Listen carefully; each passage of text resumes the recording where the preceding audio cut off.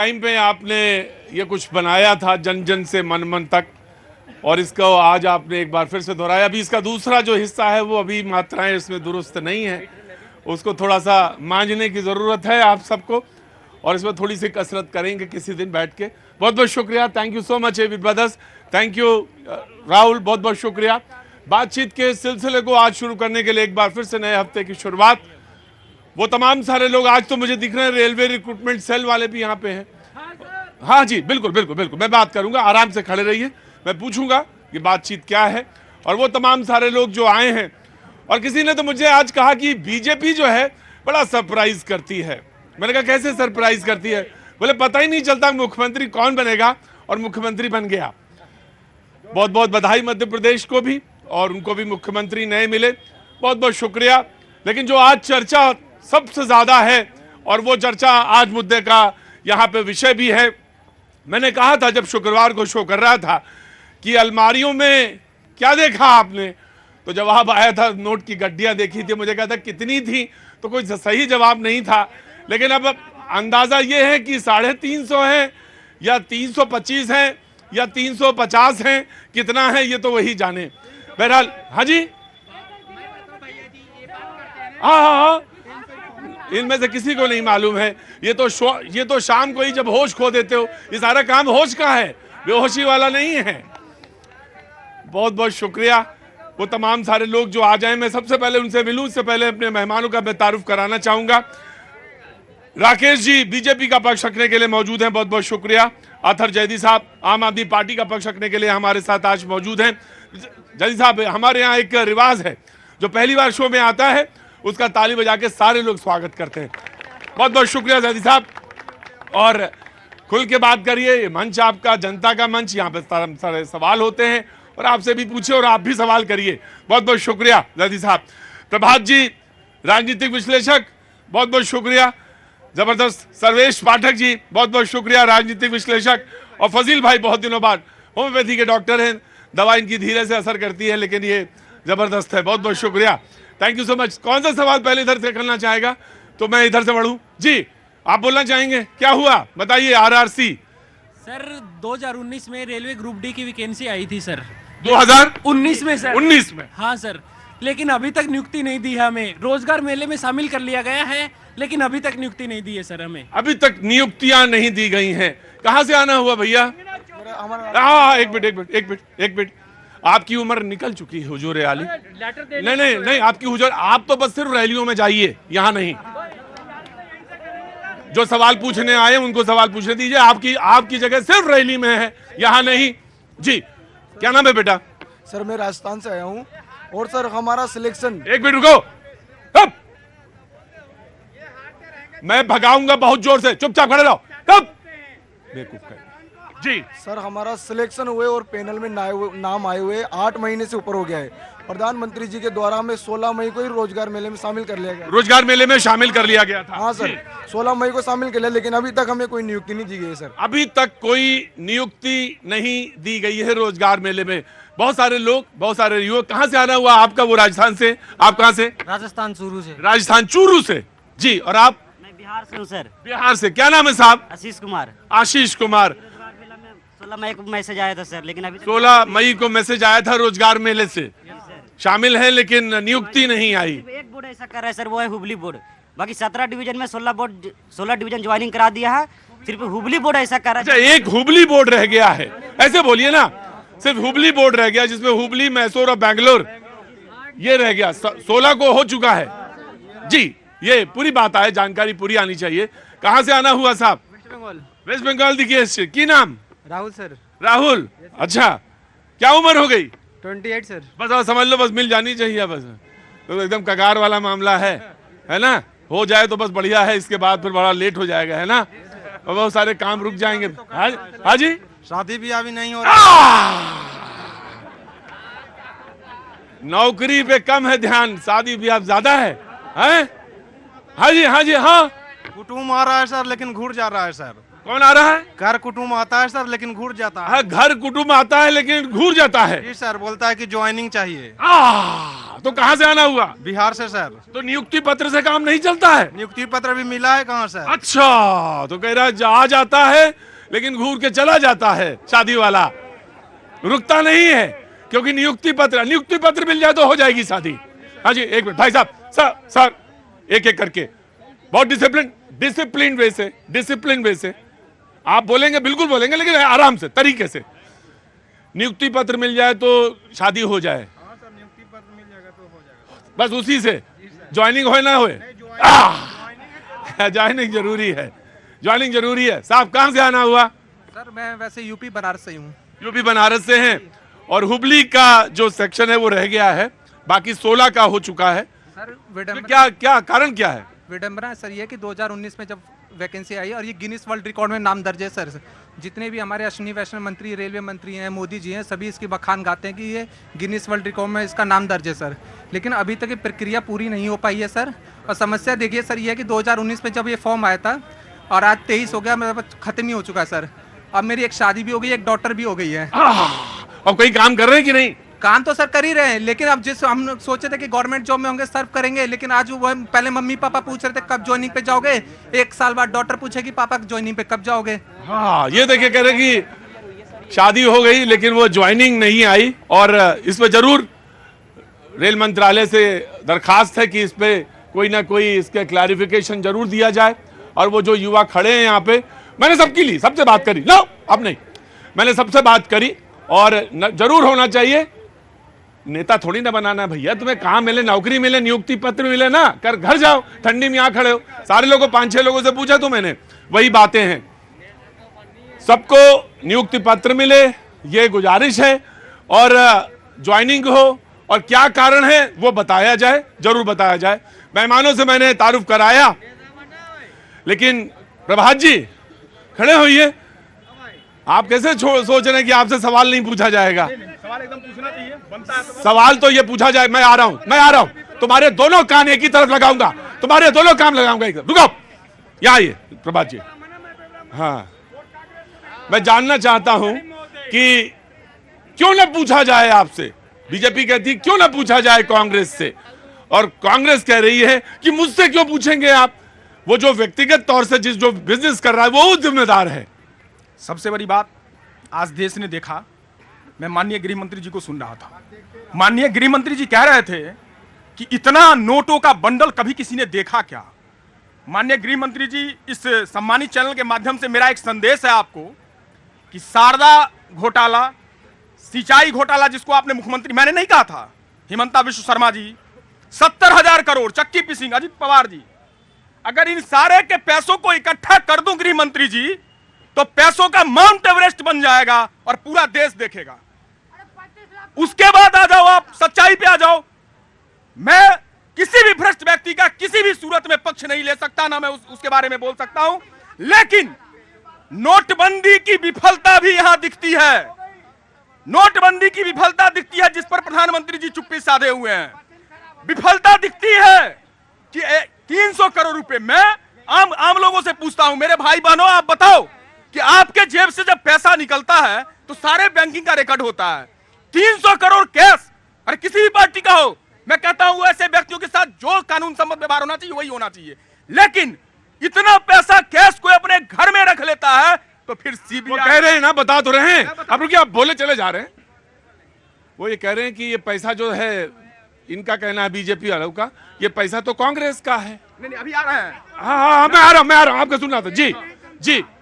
अरे आपके मोहब्बत की दुकान में आपका लूट का सामान पकड़ा गया है, अब तो कम से कम सफाई मत दीजिए।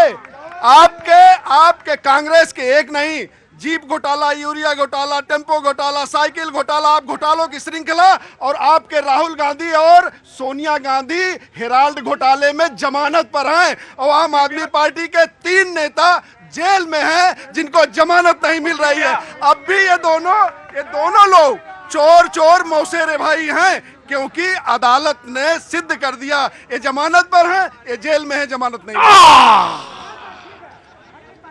तो काहे के लिए आए थे भैया? सर रेलवे ज्वाइनिंग के ज्वाइनिंग के लिए आए थे। तो भैया नियुक्ति पत्र मिल जाए तो क्या हो जाए, शादी हो जाए। वहां 350 करोड़ है, समझ में नहीं पाओगे, गिनती नहीं जोड़ पाओगे। जी जनाब। देखिए, जिसने भी घोटाला किया है उसके ऊपर बिल्कुल कार्रवाई होनी चाहिए और आम आदमी पार्टी इस चीज का स्टैंड लेके खड़ी है कि अगर किसी तरह की अनियमितता बरती गई है या उनके घर जो भी कैश मिला है उनके ऊपर बिल्कुल कार्रवाई होनी चाहिए, लेकिन ये वेंडिक्टिव नहीं होनी चाहिए। इसमें ऐसा नहीं होना चाहिए कि सिर्फ आपको विपक्ष के लोग ही दिखाई दें और कार्रवाइयां सारी विपक्षियों पर ही हो। 350 करोड़ रुपए वही मिला। हाँ बिल्कुल, उस पर कार्रवाई हो, जो उन्होंने गुनाह किया है उसकी सजा उन्हें मिले, लेकिन ऐसा नहीं होना चाहिए कि सिर्फ विपक्ष के ही नेता मिले। आप एक वॉशिंग मशीन लेके घूम रहे हैं कि जिसमें आप स्टेज पे से जिस पे आरोप लगाते हैं खड़े होके कि इन्होंने इतने का घोटाला किया, कल वो आपकी पार्टी में आ जाते हैं तो वो दूध के दूध कहते जब अगर आपके पार्टी में आ जाते हैं। मैं 3 आदमी हैं, मुझे बहुत परेशान, मैं ब्रेक के बाद तीनों का इलाज करूंगा। एक आप और तीसरे आप, तीनों का इलाज ब्रेक के बाद कर दूंगा मैं, तीनों का। जी 2014 का जब चुनाव देश में हुआ तो भ्रष्टाचार एक बड़ा मुद्दा था, आज भी है, जनता चाहती है, आज भी है, बिल्कुल जनता चाहती है कि आर पार का फैसला होना चाहिए। इस देश में भ्रष्टाचार के मामले में एक बार ही मैं तुमको कह रहा हूं, चुपचाप हो जाओ, तुम चुपचाप हो जाओ, मैं तुमसे कह रहा, प्लीज प्लीज, नहीं दूंगा, चुपचाप तुम। बेरोजगारी का मुद्दा आज भी है। गार्ड साहब उधर जाइए, आप क्या हाथ बांध, उधर जाइए, उधर से जाइए, इसको ले जाइए और इनको ले जाइए इधर से, और उधर से ये पीछे जो खड़ा है ये आदमी, ये इसको भी ले जाइए, चलो इसको ले जाओ। कहां बेरोजगारी है? रोज शाम को बेरोजगारी हो रही है यहां पे। तो उन्होंने कहा 2014 में कहा कि इस देश ने आर पार का फैसला किया कि भ्रष्टाचार पे बिल्कुल आर पार की बात होनी चाहिए। सवाल यही है, आज का जो बहस है उसका मुद्दा भी यही है कि क्या ये जो कार्रवाई है ये उपयुक्त है, और जिस तरह से मिल रहे हैं पैसे, ये भ्रष्टाचार की उसी अंतिम लड़ाई की एक कड़ी है। यहीं से बातचीत की बहस शुरू होती है। जी पाठक जी, योर चांस। देखिए, देश में आज अगर कहीं भी पैसा मिल रहा है भ्रष्टाचार का, कोई आम जनता या हमारे जितने भी पैनलिस्ट हैं, आप एक जर्नलिस्ट हो, इतने सम्मानित जर्नलिस्ट हो, क्या किसी के घर में इतने सारे पैसे मिलते हैं? और दूसरी बात, आम आदमी पार्टी जो कह रही है कि वॉशिंग मशीन, कांग्रेस ने बीजेपी को हिमाचल में हराया, कर्नाटक में हराया, कर्नाटक में 40% कमीशन का मुद्दा उठाया था और वहीं पे हराया। आज एक भी बीजेपी का भ्रष्टाचारी नेता क्यों नहीं जेल के अंदर है? कांग्रेस वहां पे कर क्या रही है? राजस्थान में इनकी सरकार 5 साल की चली गई, छत्तीसगढ़ में चली गई। अगर बीजेपी के भ्रष्टाचारी नेता थे तो उनको जेल में डालना चाहिए था, क्यों 5 साल इन्होंने गंवा दिए? दूसरी बात, जो राहुल गांधी जी आर्टिकल 370 चाहे जो भी मुद्दे लेके आ रहे थे सुप्रीम कोर्ट ने, आज मैं 370 पे बात करूंगा, मैं 370 पे बात करूंगा। पहले इस समय जो ऐतिहासिक फैसला हुआ सुप्रीम कोर्ट में वो अच्छी बात है, सबने देखा। सितंबर में चुनाव होना चाहिए, कोर्ट ने कहा सितंबर में चुनाव। मैं मुद्दे पे रहूंगा, भ्रष्टाचार के मुद्दे पे डाइवर्ट मत करिए। सवाल यह है कि एक हाथ में एक शख्स नियुक्त पत्र के लिए इंतजार कर रहा है, आप बड़े आराम से मुद्दा उठाते हैं ना कि भ्रष्टाचार, नौकरी, बेरोजगारी, और एक की अलमारियों में 47 बैग बरामद होते हैं। 50 से ज्यादा बैंक आईटी के लोग लगे हैं, 6 दिन से गिना जा रहा है, नोट गिना जा रहा है। तमाशा है, ये तमाशा है। जी मैं आया। प्रतीक भाई, येदियुरप्पा जी के यहाँ से जब पैसा मिला तब तो कांग्रेस ने नहीं कहा कि ये भाजपा का पैसा है, तो येदियुरप्पा का पैसा था। अब बंगारू लक्ष्मण के पास जब पैसा मिला तब तो कांग्रेस ने नहीं कहा था कि ये भाजपा का पैसा है। अगर कोई व्यक्तिगत रूप से किसी भी पार्टी का सदस्य हो, अगर उसके पर कोई अपराध करता है, उसकी निजी जिम्मेदारी होनी चाहिए। उससे आप किसी नेता या किसी पार्टी को नहीं वांछित कर सकते। ये कैसी बात हो रही है? और एक बार रेड पड़ी कानपुर के अंदर, कहा कि सपा का नेता है, बाद में भाजपा का निकल गया वो। अच्छा, भाजपा का निकल गया तो आज तक नहीं पता चला कि पैसा का क्या हुआ। जी पता ही नहीं चला कि इस पैसे का क्या हुआ। 2022 का चुनाव इत्र व्यापारी के यहां से 200 करोड़ रुपए की बरामद की। जी ये उसकी ओर इशारा कर। ये जितने पैसे पकड़े जा रहे हैं, धीरज साहू कोई सामान्य व्यक्ति नहीं है। धीरज साहू मैनेजमेंट की जो कमेटी थी भारत जोड़ो यात्रा राहुल गांधी की, उसका प्रबंधक था धीरज साहू। और उसके आज तक सारी जनता है, सारा देश देख रहा है इस तरह, सारा देश देख रहा है इस तरह नोटों की गड्डियां मशीनें थक गई, केवल कांग्रेसियों की जेब में ये पैसे थे। और 27 लाख करोड़ तो आंकड़ा है ना, 27 लाख करोड़ केंद्र सरकार ने मोदी जी के नेतृत्व में आम आदमी के अकाउंट में भेजा। ये 27 करोड़ इसी तरीके से थे, कांग्रेसियों के जेब में जाते थे, इसीलिए आम आदमी के लोग वो ये पूछ रहे हैं, नहीं वो ये पूछ रहे हैं, विपक्षी आपसे सवाल पूछ रहा है कि इसमें कांग्रेस कैसे दोषी है, कांग्रेस कैसे दोषी है, वो ये जानना चाहते हैं। मैं इनसे जानना चाहता हूं, जो लोग सवाल कर रहे हैं, धीरज साहू क्या भारत जोड़ो यात्रा की प्रबंध कमेटी का सदस्य था कि नहीं? अगर वो राहुल गांधी की सबसे महत्वपूर्ण यात्रा का मैनेजर था तो पैसे कहां से आते थे? पैसे राहुल गांधी और सोनिया गांधी और कांग्रेस कमेटी के हैं जो दिख रहे हैं। जी नाउ यू रिस्पॉन्ड। मैं जवाब इनको देना चाहूंगा। राकेश भाई, आपको एक चीज समझने की आवश्यकता है, 55,000 करोड़ रुपए, और देश को भी जानना चाहिए, 55,000 करोड़ रुपए का कर्ज 2014 में था। आज कर्ज 1,72,000 करोड़ हो गया। ये मोदी सरकार की कौन सी उपलब्धि है कि हम 55,000 करोड़ का कर्ज देकर के गए थे 14 में, आप 1,72,000 करोड़ के कर्ज पर देश को आपने पहुंचा दिया। और मैं आपसे पूछता हूं, ये तो कह रहे हैं कि हमारी अर्थव्यवस्था तीसरे नंबर पहुंचने वाली है। जवाब दे रहे हैं अर्थव्यवस्था की बात। फिर अगर आंकड़ों पे जाएंगे प्रतीक भाई, तो आंकड़े मुझे भी पता है, हमारी जो आबादी है पर कैपिटा इनकम जो है उसके हिसाब से ये आंकड़े बनते हैं। तो इनका आंकड़ा जो होगा उसके अपोज में मेरा आंकड़ा भी पेश हो जाएगा। सवाल आंकड़ों का नहीं, सिर्फ भ्रष्टाचार पे रहिए। बंगारू लक्ष्मण का इन्होंने नाम लिया, बिल्कुल ठीक कहा। कौन थे बंगारू लक्ष्मण? दीजिएगा जवाब राकेश भाई, कौन थे? भारतीय जनता पार्टी के राष्ट्रीय अध्यक्ष। और घोटाला क्या था? घोटाला क्या था? ताबूत घोटाला, देश की सुरक्षा से जुड़ा हुआ घोटाला था। इतने निम्न स्तर के लोग हमें भ्रष्टाचार का ज्ञान दे रहे हैं। ठीक, तो उदाहरण है, बंगारू लक्ष्मण जी का कितनी बार नाम लिए? अरे तो सर, आपके हैं ना, अब सुन नहीं पा रहे हैं ना। आराम से प्रभात जी। बंगारू लक्ष्मण जी का आपने नाम लिया, बंगारू लक्ष्मण जी पर कितने मामले चले और अदालत ने क्या कहा? और आप किसके साथ मटन बना रहे हैं पता है? सजा याफ्ता लालू यादव, भ्रष्टाचार, चारा चोरी के आरोप में सजा। जब तक वो बोलते तब चुप रहते, अब आप चुप रहेंगे जी। लालू यादव चारा चोरी के आरोप में अदालत ने सजा याफ्ता ठहराया, उसके साथ आपके नेता मटन बना रहे हैं। आज तक एक बात बताइए कि भारतीय जनता पार्टी का कोई नेता सजा याफ्ता के साथ बैठा हो? आम आदमी पार्टी। नहीं, मेरा सवाल इनसे सिर्फ इतना है कि जिन लोगों के खिलाफ बीजेपी बुकलेट निकाला करती थी, मुहिम चलाया करती थी कि ये लोग भ्रष्टाचारी हैं, जिसमें अजीत पवार भी थे, हिमंत बिस्वा शर्मा भी थे, आज अगर वो इनकी पार्टियों में आ गए हैं तो उसके बाद मैं इनसे पूछना चाहता हूं कि उसका स्टेटस बता दें कि उन पे क्या कार्रवाई चल रही है और वो केस कहां तक पहुंचे। उलट के ये आपसे पूछ ले तो नहीं, तो हम तो कह रहे हैं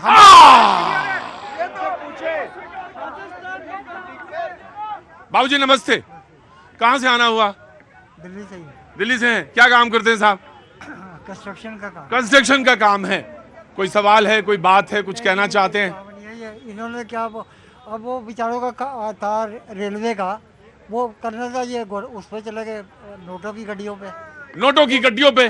नहीं, देखिए बाबूजी, देखिए क्या है कि बहुत सारी चीजें जुड़ी हुई हैं, एक साथ जुड़ी हुई है। देश में कई मुद्दों पे कई जगह पे बातचीत होती है, ठीक है। 17 जोन में होना था, 16 में हुआ। मैंने मान लिया, मैंने सुन लिया, तुम्हारी बात सुन ली, सुन लिया। नहीं, ऐसा नहीं, बीजेपी के प्रवक्ता नहीं। 17 में होना था, 16 में हो गया, एक में नहीं हुआ।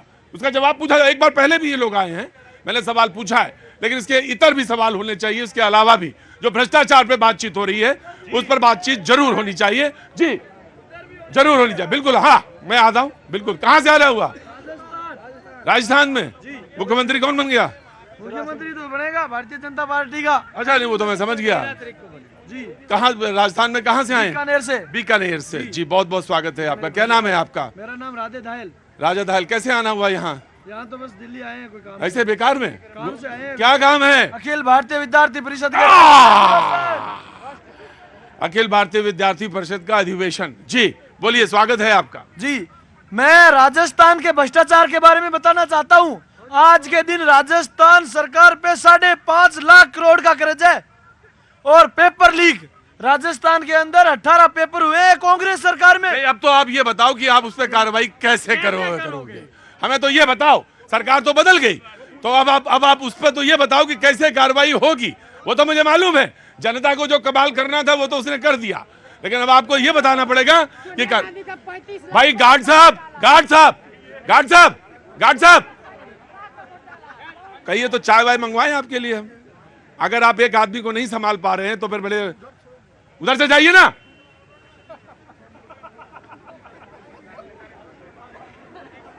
और अगर आपको शो करना है तो आइए शो करने, मैं उनको संभाल लूंगा 2 मिनट के अंदर।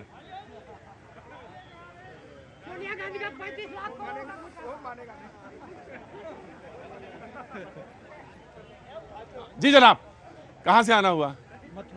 मथुरा। बहुत दिनों बाद आए, टोपी भी लगा के आइए। बोलिए, क्या नाम है? प्रवीण गौतम साहब। प्रवीण गौतम साहब क्या काम करते हैं? हाँ जी, जमीन करते, खेत। ना तो इतना जो छुप के चोरी काहे बोल रहे? खेत करते, ये करते, वो करते, खेती। हाँ बोलिए। अभी बंगालू लक्ष्मण जी पे बोल रहे थे, बंगालू लक्ष्मण जी। कौन? बंगालू नहीं, बंगारू लक्ष्मण। पहले एससी के राष्ट्रीय अध्यक्ष बीजेपी ने बनाए और वो एडिट करके इन्होंने वीडियो, और जिनको कांग्रेस वाले को और वो था उसमें। अच्छा ठीक, समझ गया। कांग्रेस के प्रवक्ता का बहुत बहुत स्वागत है। जी जनाब, मैं सिर्फ 2 बात प्रतीक भाई कहूंगा। एक तो ये था कि नोटबंदी के बाद ये काला धन बचा कहां से रह गया। दूसरी बात, नोटबंदी के बाद ही इतने बड़े बड़े भाजपा के कार्यालय क्यों बन गए और कहां से बन गए? बिना पैसे के बन गए। किसने वो पैसा दे दिया, कभी बताया भाजपा ने? और अभी भी बता सकते हैं पब्लिक के सामने कि इतने बड़े कार्यालय, इतनी लग्जरी गाड़ियां, इतने बड़े सब बिल्डिंगे, ये कहां से बन रहे हैं? अरे नहीं पकड़ेगा क्योंकि सीबीआई नहीं पकड़ेगा। कहने लगे इतने बिल्डिंग, इतना ये कार्यालय, ऑडिट होता है कि नहीं होता है? जी नहीं, मैं आ रहा हूं। एक सवाल, एक जवाब। जी, इतनी तकलीफ जो चिल्लाहट निकल रही है ना नोटबंदी के समय, ये चिल्लाहट अब आप समझ सकते हैं ना कि ये आराम से। इनकी चिल्लाहट, सपा, कांग्रेस, सबकी चिल्लाहट आप याद करिए जरा, जब नोटबंदी हुई थी। ये चिल्लाहट, बिल्कुल आराम से खड़े रहिए। आज ये चिल्लाहट आज जब पकड़े जा रहे हैं 300 करोड़, 400 करोड़ मशीनें थक जा रही हैं, इनका दर्द, इनका जो पैसा पकड़ा जा रहा है, ये दर्द उस समय से आप मिलाइए, आपको संतुलन मिलेगा उस समय नोटबंदी के समय में और आज के समय में। जी कांग्रेस की कहीं बीच में जैम में फंस गई थी। जी मैं आ रहा हूँ। अब आ जाऊंगा, वो चले गए, मैं लगता। हाँ उनको हमने जी नहीं, मैंने देख लिया। मैम बैठी रहिए, आप बैठी रहिए प्लीज, मैंने देख लिया। जी कहाँ से आना हुआ? उत्तराखंड से हूँ। उत्तराखंड से। क्या नाम है साहब आपका? मेरा नाम रोहित चावला है। रोहित चावला जी, कोई सवाल है आपका? हाँ जी, आता हूँ। पहले कांग्रेस की प्रवक्ता बोलने में आता हूँ। रोहित जी आपके पास आता हूँ। जी बोलिए। हाँ एक बात बोलिए, जरूर बोलिए। प्रतीक जी, सबसे पहले तो मैं आपसे माफी मांगना चाहूंगी। कोई बात नहीं, अरे कोई बात नहीं, वो जाम में फंस गई होंगी। पार्लियामेंट चलती है तो बीच में जाम लगता है। हाँ जी, वो रूट लगा हुआ था तो कोई बात नहीं, मैं समझ गया। और दूसरी मैं कहना चाहूंगी कि आज जो है बहुत मुद्दा गर्म है 300 करोड़ वाला, तो वो 350 है, 350 करोड़ है, 352 करोड़ है। हाँ। लेकिन वो 500 करोड़ की जो डील हो रही थी रोजाना वीडियो कॉल पर, वो कौन सी डील थी? वो नरेंद्र तोमर कृषि मंत्री हैं हमारे, उनके बेटे जो है रोजाना जो है 500 करोड़ की डील कर रहे थे और रोजाना वो वीडियो जो है जनता के सामने आ रहा था, वायरल हो रहे थे। लेकिन ईडी ने जरूरी नहीं समझा कि इसकी जांच कर ली जाए या उनसे पूछताछ कर ली जाए या वो पैसा कहाँ है नरेंद्र तोमर कृषि मंत्री जी के घर पे भी छापा मार दिया जाए। लेकिन वहां जाने के लिए ईडी जो है रास्ता भूल जाती है और वहीं पे 70,000 करोड़ जो मोदी जी मंच से बोलते हैं कि 70,000 करोड़ का घोटाला इन्होंने किया, उन्हीं को डिप्टी जो है चीफ मिनिस्टर बना देते। आइए ऑटो वाले भैया, कहा तुम भी जैम में फंसे थे कहीं? फंसा हुआ हूं। मैं यही कहना चाहता हूं, मोदी जी हर जगह कार्रवाई करवा रहे हैं। एक मिनट आराम से। मोदी जी हर जगह कार्रवाई करवा रहे हैं। दिल्ली में ऑटो डीलर्स माफियाओं के ऊपर कार्रवाई कब करेगी सरकार? ऑटो चालकों को खून चूसा जा रहा है दिल्ली में। 2.5 लाख का ऑटो होता है 7.5 लाख, 5 लाख, 8 लाख में बेच रहे हैं। ये कार्रवाई कब करेगी मोदी सरकार? हम लोग परेशान हो चुके हैं सर। 3 लाख की गाड़ी आती है और उसे दिल्ली में ऑटो फाइनेंसर 5 लाख, 8 लाख में बेच रहे हैं। वो कह रहे हैं, वो ताली बजा रहे हैं, तो वो समझ नहीं पा रहे कार्रवाई किस पे करनी है। फाइनेंसरों पर, प्राइवेट फाइनेंसरों पर करिए जो ब्लैक मनी कर रहे हैं दिल्ली में। दिल्ली के ऑटो गरीब मजदूरों का कमर तोड़ रहे हैं दिल्ली में। अब देखिए, ये जो मैंने कहा था, जो सवाल रखा था कि भ्रष्टाचार पे ये जो लड़ाई है और भ्रष्टाचार पे ये दूरगामी है, हर तरफ चौतरफा। ऑटो वाला कहता है कि एक ऑटो की कीमत 2 से 2.5 लाख रुपए होती है, 3 लाख रुपए होती है, लेकिन वो दिल्ली में ऑटो जो है 7, 7.5, 8 लाख रुपए का मिलता है। आखिर कैसे कोई ऑटो वाला कहीं अपना ऑटो लेके चलाए? क्योंकि जो प्राइवेट फाइनेंसर्स हैं उनका जो कालाबाजारी है वो भी एक तरह का, वो तमाम सारे मुद्दों पर है। जी मैं आ रहा हूं। जी जनाब।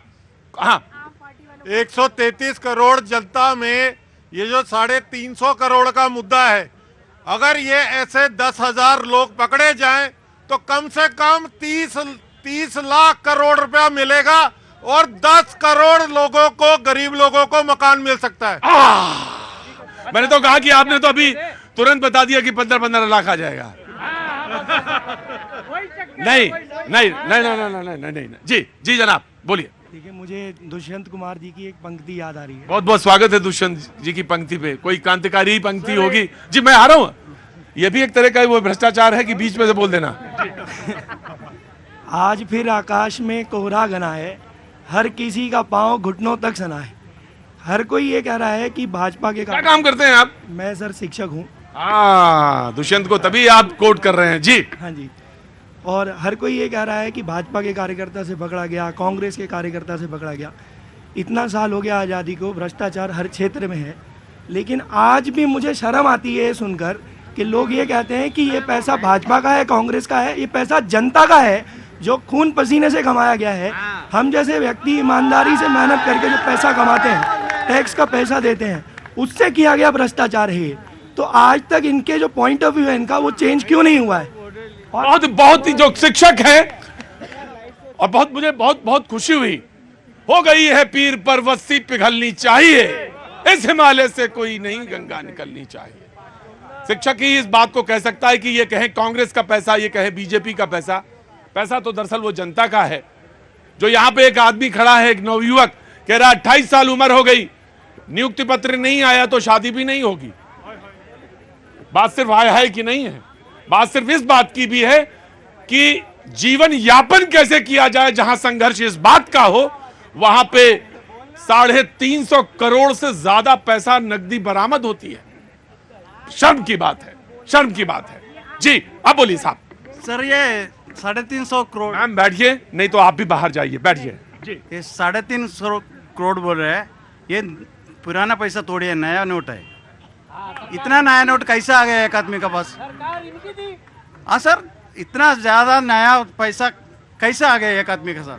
नया नोट है, इन्होंने कहा कि ये तो नया नोट है। इतना नया नोट एक आदमी के पास कैसे आ गया?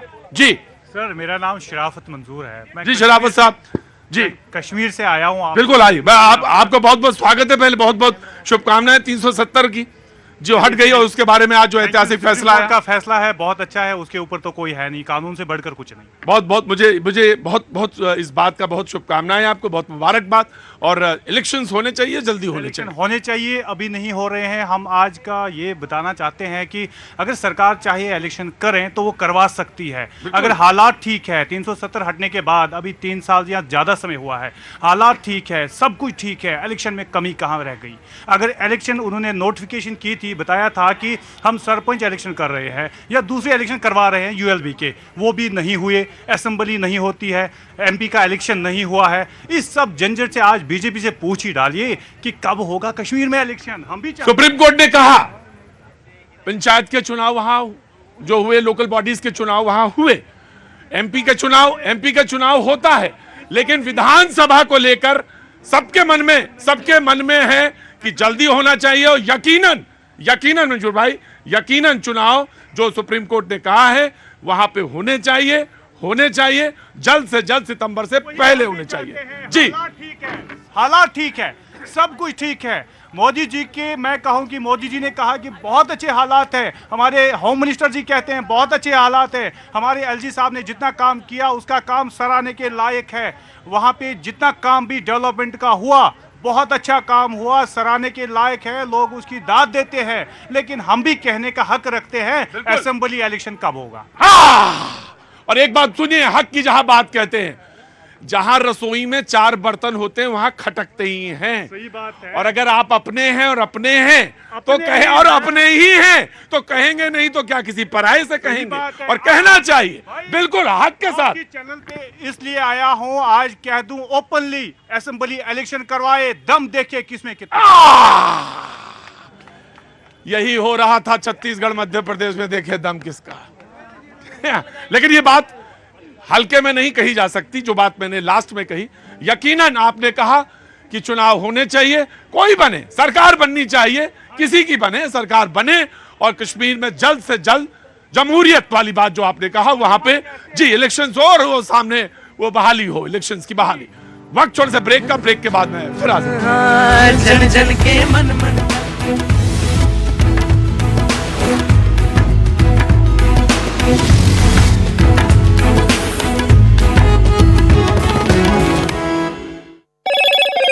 हेलो मोटो। मोटोरोला, भारत का सबसे अच्छा 5G स्मार्टफोन ब्रांड। के फैसले का स्वागत करता हूं। 5 अगस्त 2019 को प्रधानमंत्री नरेंद्र मोदी जी ने आर्टिकल 370 को निरस्त करने का दूरदर्शी निर्णय लिया। तब से जम्मू कश्मीर में शांति और समाज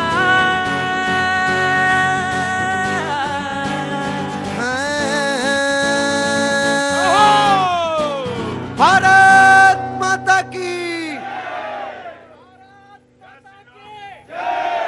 बहुत बहुत शुक्रिया, थैंक यू सो मच भैया जी। कहीं में आपका एक बार फिर से स्वागत है। बातचीत के सिलसिले को जोड़ने के लिए मैं हाजिर हूं। पाजी थक जाते हैं क्या आप? पाजी कह रहे हैं नहीं थक जाता हूं। मैंने थक तो जाते ही होंगे, कैमरा चलाना आसान नहीं है और पाजी हर जगह पहुंचने की कोशिश करते हैं। बहुत बहुत शुक्रिया, थैंक यू सो मच। वो लोग जो रेलवे रिक्रूटमेंट के लिए हुबली वाले आए हैं, उनके लिए नियुक्ति पत्र मिले, बहुत जल्दी मिले, उन सारे लोगों के कष्ट दूर हो, ये कामना करते हैं भैया जी कहीं की तरफ से। वो तमाम सारे लोग जो यहाँ पे मौजूद हैं उन सब के लिए बहुत बहुत ये जी जल्दी से जल्दी हो। हम तो बार बार कह देंगे, जितनी बार आप आएंगे बार बार कह देंगे, लेकिन जिनको रैलियों में जाना है, जिनके बाल सफ़ेद हो गए वो वहीं जाया करें। और जी मुझे मालूम है मुझे मालूम है क्या होता है। शो करता हूँ, फोकस होकर शो करता हूँ। कुछ लोग शराब पी के जब आ जाते हैं तो मुझे बहुत डिस्टर्ब करते हैं। होता ही है कि उसके चक्कर में वो तमाम सारे लोग जो अपनी बात कहने के लिए आते हैं बहुत दूर से, वो छूट जाते हैं। और ये मुझे बहुत दुख होता है कि बहुत दूर से आते हैं, बड़ा प्रयत्न करके आते हैं कि आज सवाल ये रखेंगे और ये हम सत्ता पक्ष से पूछेंगे, आज ये हम विपक्ष से पूछेंगे, और उनके चक्कर में ये होता ये है जो शराब पी के आ जाते हैं बहुत डिस्टर्ब करते हैं। और कुछ को तो नशा यूं ही है, उनका तो कुछ कह ही नहीं सकता। जी नमस्ते, कहाँ से आना हुआ आपका? नजफगढ़ से। बहुत बहुत स्वागत है। कैसे आए इधर? जी मेरे पापा आपके और आपके शो के बहुत बड़े फैन है, इसलिए हम लोग आए। अबे बहुत अच्छा किया आपने, आ गई। और क्या कर रही हैं आप? मैं ग्रेजुएशन कर रही हैं। कुछ कहना है, कुछ बोला? कर रही हूँ, और अभी मैंने दिल्ली पुलिस का एग्जाम दिया है। मेरे 61 आए हैं, मतलब कि वो आंसर की में, बट अब कट ऑफ का वेट कर रही हूँ। होनहार बच्ची है। पहले इनके लिए बहुत क्लैप करिए सारे लोग। बहुत बहुत शुभकामनाएं। मैं आपके पास आ तो जाता, मैं आपके उधर, जी मैं आपसे कह रहा हूं, मैं आ तो जाता, लेकिन आप उधर दूर खड़ी हैं, इधर आएंगे तो बहुत अच्छा लगेगा। पहले बहुत बहुत शुभकामनाएं, लगी रहिए लगन के साथ, नतीजा जरूर निकलेगा। कुछ कहना है उनके लिए जो थोड़ा सा भटक जाते हैं या थोड़ा सा बेचारे निराश हो जाते हैं किन्हीं कारणों से एग्जाम में, तो उनके लिए कुछ कहना है? बस मेहनत करते रहना है, बाकी तो फिर आपके मेहनत पे डिपेंड करता है। और फिर तो दुनिया कहीं रुकती नहीं है, उसके आगे भी जहां है बहुत सारा, बहुत कुछ करने के लिए है। हाँ भाई कहिए, आप ही से कह रहा हूँ। कहाँ से आना हुआ? सर भोपाल से आया हूँ। भोपाल से? बना दिया मुख्यमंत्री? जी सर बन गए, उनको तो हम तो उनको जानते भी नहीं सर कौन है। हम तो उनको जानते भी नहीं हैं कौन मुख्यमंत्री, और यही है बीजेपी बहुत सरप्राइज देती है। जी सर पहली बार नाम सुना और पहली बार पहली बार नहीं, वो मंत्री थे वहां पे, और उच्च शिक्षा मंत्री। यही कमाल है उनका कि वो कोई भी वहां हो सकता है, वहां कोई भी हो सकता है, यही उनका कमाल। तो भोपाल, कहां से? भोपाल से? जी सर भोपाल से ही। बहुत अच्छा, बहुत शुभकामनाएं। आपके यहाँ 2 उप मुख्यमंत्री भी हो जाएंगे और 1 मुख्यमंत्री हो गए। राजस्थान वाले भी खड़े हुए थे। आज का मुद्दा जो था आज की, जिस पे बहस हो रही थी, वो थी बहुत सारे जनजीवन में बिल्कुल एकदम जो जड़ें जमा चुके, जिसके ऊपर 2014 से चुनाव, जिस पे पूरा चुनाव लड़ा गया भ्रष्टाचार पर, और जो पिछले 5 दिनों से लगातार गिनती चली आ रही है। पता नहीं कितने 147 बैग हैं, कितने बैग हैं, जिसमें से 140 कुछ बचे हैं, उसमें से 30-35 बचे हैं, अभी भी लगातार गिनती जारी है। उसी पर जनता को लगता है ये मेरे साथ मजाक है। यादव जी नमस्कार, तबीयत कैसी है? उसका ध्यान रखा जाता है, ठीक है आप जी। जनता को लगता है ये मेरे साथ मजाक है। किसी टीचर ने यहां पे था, पता नहीं है या चले गए, उन्होंने कहा ये पैसा बीजेपी और कांग्रेस का मत सोचिए, ये पैसा मेरा है, हमारा पैसा है, और हम ही को दिखाया जा रहा है, हम देख रहे हैं उसको, और ये मजाक मेरे साथ है। मेरा ही तो है पैसा, बगैर इलाज के, सड़क के, न जाने कहां कहां कैसे लोग हैं, और उसके पास पैसा दिखाई देता है अलमारियों में सजा हुआ, फोटो छपती है पेपर में, तो लगता है कि ये भ्रष्टाचार यहां तक। और जो किसी ने तो मुझे ट्वीट भी दिखाया, तो पेपर में उनका वो जो सोशल मीडिया में ट्वीट भी घूम रहा है उनका, वो भी देखा। जी कहां से आना हुआ साहब? तो मैं ये दिल्ली से ही हूँ। क्या नाम है साहब? अखिलेश कुमार प्रजापति, और मैं गौतम बुद्ध नगर में पोस्टेड हूँ जी। मैं अभी जो विषय सरकारी है या गैर सरकारी? सर कॉन्ट्रेक्चुअल बेसिस पे, गवर्नमेंट सिस्टम में कॉन्ट्रेक्चुअल बेसिस पे है। बहुत अच्छा, बहुत बहुत स्वागत है आपका। धन्यवाद सर।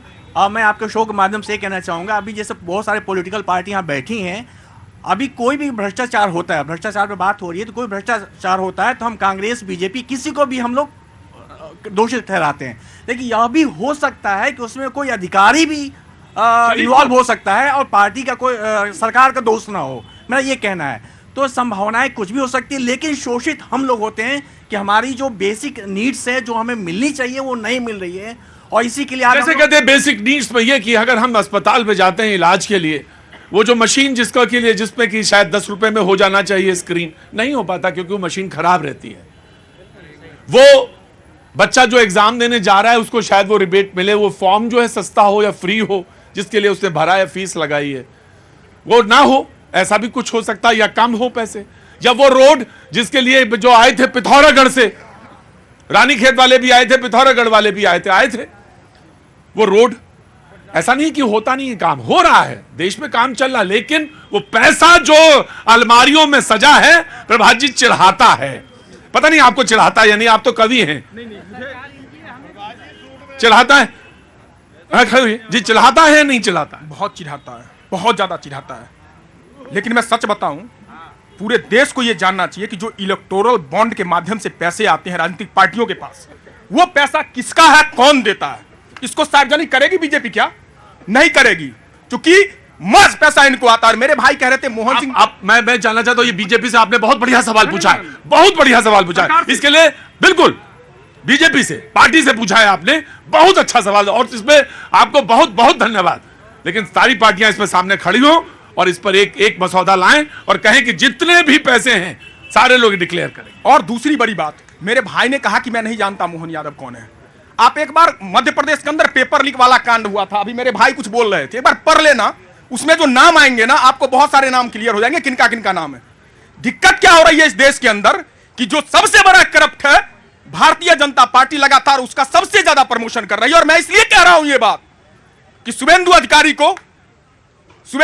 को बंगाल का अध्यक्ष बना दिया। ठीक जी, शुभेंदु अधिकारी की बात कर रहे हैं। आप ये बताइए कि जो सबसे बड़ा करप्ट है और सबसे बड़ा भ्रष्ट है, आपके पार्टी के नेता हैं, आप उनको भूल गए? आपको याद नहीं आ रहा है? आप ही का सहयोगी दल के नेता है, बता रहा हूं उनका नाम, उनका है फारूक अब्दुल्ला। मैं उनको बताना चाहता हूं, सुनिए, फारूक अब्दुल्ला आपका सहयोगी दल के नेता है, और आप ही के पार्टी के सहयोगी दल के जीजाजी हैं जो करोड़ों रुपए घोटाला करके बैठे हुए हैं। उन पर बात बताइए, रावत वाड्रा पर क्यों नहीं बोल रहे आप? सच्चाई है। रावस वाड्रा एक मुरादाबाद में पीतल का कटोरा बनाने वाला कोई भी इल्जाम लगाने से पहले उसका तथ्य होना चाहिए। और आप अगर तथ्य नहीं दे पा रहे हैं तो व्यक्तिगत आलोचना में बैठिए, पहले बैठिए, सारे दोनों लोग बैठेंगे। नहीं, दोनों लोग बैठेंगे। मैंने कह दिया प्रभात जी, आप बैठेंगे, वो भी बैठेंगे। आम आदमी पार्टी जी। देखिए, जब ये लोग विपक्ष में हुआ करते थे बीजेपी वाले, तो ये केंद्र की जितनी भी एजेंसियां हैं इनको ये कहा करते थे कि ये तोते की तरह केंद्र सरकार इस्तेमाल करती है। अब ये लोग जब सत्ता में आए तो इनको तो एक एग्जाम्पल सेट करना चाहिए था, ये दिखा के कि हम कार्रवाई करेंगे, उन पे कार्रवाई करेंगे जो घोटाले कर रहे हैं, चाहे वो किसी भी पार्टी के हों। लेकिन इन्होंने क्या किया, सिर्फ विपक्ष के नेताओं को टारगेट किया है और उन्हीं के ऊपर कार्रवाई वेंडिक्टिव हो रही है और किसी के ऊपर कोई कार्रवाई नहीं हो रही। और जितने भी लोग जो पहले वो ये कह रहे हैं कि 350 करोड़ रुपए मिले, और मिले जहां पे वही दिखा रहे। बिल्कुल जहां पे जिनको गिरफ्तार किया उनकी जमानत नहीं हो पा रही। नहीं, बिल्कुल 350 करोड़ जिसपे मिले हैं उस पर कार्रवाई हो और कड़ी से कड़ी कार्रवाई हो। लेकिन जो लोग बीजेपी में आने से पहले भ्रष्टाचारी थे, आज उनके ऊपर क्या स्टेटस है, कितनी कार्रवाइयां हो रही है, ये मेरा सवाल है। एग्जाम्पल सेट किया है बीजेपी। बैठ जाइए। एग्जाम्पल सेट हो गया है और आम आदमी पार्टी के प्रवक्ता से कहना चाहता हूं, इससे ज्यादा एग्जाम्पल क्या सेट होगा कि शराब घोटाले में आपका डिप्टी सीएम जेल में है, जमानत नहीं हो रही है। आपका एक मंत्री सत्येंद्र जैन 2 साल से तिहाड़ जेल में है, वो जेल मंत्री भी था, मंत्री रहते हुए वो जेल में था। ये इससे ज्यादा एग्जाम्पल और क्या सेट होगा, सारे भ्रष्टाचारी। और भी सवाल कांग्रेस की तरफ से आया कि ये नए नोट कैसे आ गए, ये तो वैसे ही सवाल है जैसे चुनौती दे रही। तो मैं भी माननीय मोदी जी की तरफ से कांग्रेस और उन डकैतों को चुनौती देना चाहता हूं, आप चोरी करके लूट का सामान जहन्नुम में भी रखेंगी तो खींच के लाएंगे। नहीं प्रभात जी, जरूरी नहीं आपके हर सवाल का जवाब दिया जाए। साहू आपके पार्टी के हैं वो, आप बताइए ना। भारत जोड़ो यात्रा में साहू राहुल गांधी जी के साथ चलते थे, अध्यक्ष से बताइए ना। और देखो, मैंने तुमसे कहा कि वो नाम तुम नहीं लोगे जिसको तुम प्रूव नहीं। हाँ ठीक है, नहीं आप बैठिए प्रभात जी, बैठिए। Congress will respond. लो बैठिए जी। देखिए, हाँ क्या हुआ?